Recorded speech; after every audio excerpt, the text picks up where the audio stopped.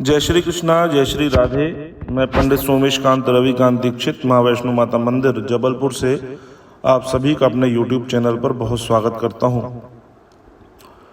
हम बात कर रहे हैं एकादशी की। श्रावण मास शुक्ल पक्ष में पुत्रदा एकादशी आती है, जो कि इस वर्ष 8 अगस्त 2022 को दिन सोमवार के दिन पड़ रही है। पुत्रदा एकादशी का प्रारंभ 7 तारीख को सायंकाल 7:06 से होगा, जो कि 8 अगस्त को सायंकाल 4:47 तक रहेगा। तो पुत्रदा एकादशी उदया तिथि होने के कारण 8 अगस्त को मनाई जाएगी। यह सोमवार का दिन भी है, भगवान शंकर का दिन है। जिन दंपत्ति को पुत्र की इच्छा है वह इस व्रत को अवश्य रूप से धारण करें। उन्हें निश्चित तौर पे भगवान श्री हरि विष्णु की कृपा से पुत्र रत्न की प्राप्ति होगी। इसकी कथा इस प्रकार आती है। एक समय युधिष्ठिर महाराज भगवान श्री कृष्णचंद्र से बोले कि हे मधुसूदन, श्रावण मास शुक्ल पक्ष की एकादशी का क्या नाम है, कृपा कर मुझसे बतलाइए।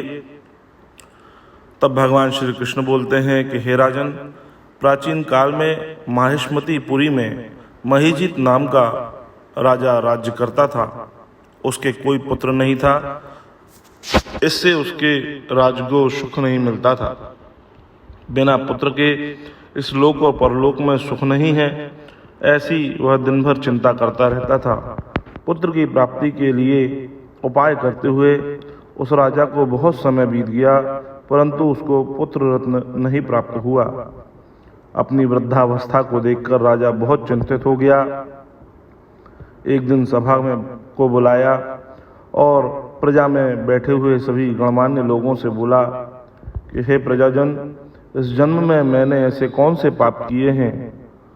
मैं तो सदैव धर्म के मार्ग में चलता हूँ, फिर भी मेरे को पुत्र नहीं है।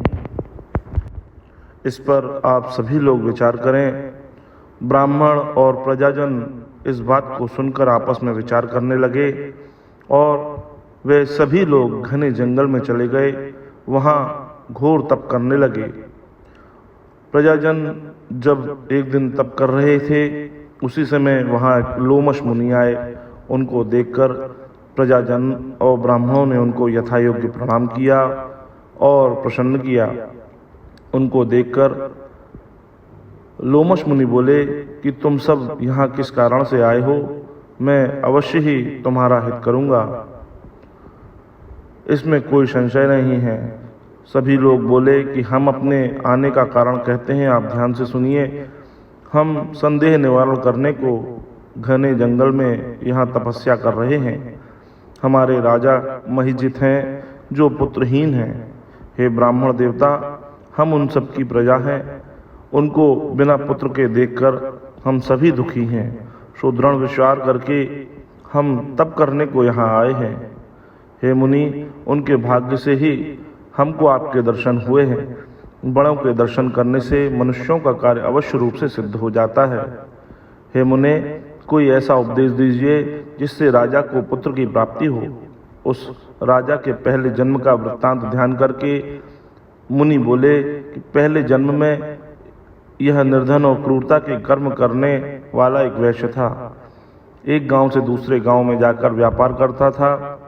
एक समय ज्येष्ठ मास के शुक्ल पक्ष में द्वादशी के दिन मध्याह्न के समय गांव की सीमा पर प्यास से व्याकुल हो गया। वहां सुंदर जलाशय को देखकर जल पीने का विचार किया।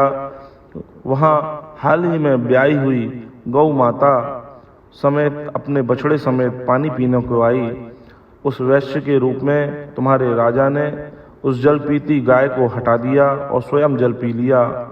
उसी के पाप के कारण यह पुत्रहीन हुआ है।